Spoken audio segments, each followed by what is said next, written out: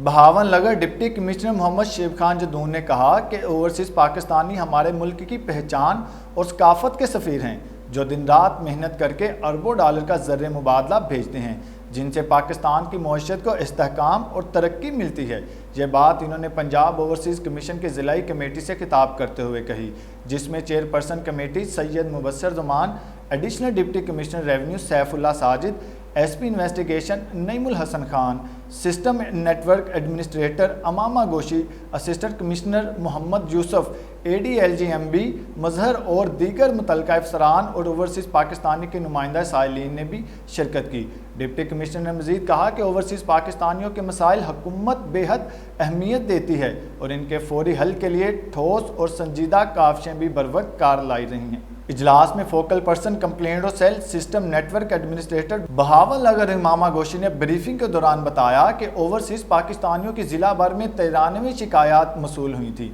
जिनमें 71 शिकायत को हल कर दिया गया है, जबकि अदालतों में ज़ेर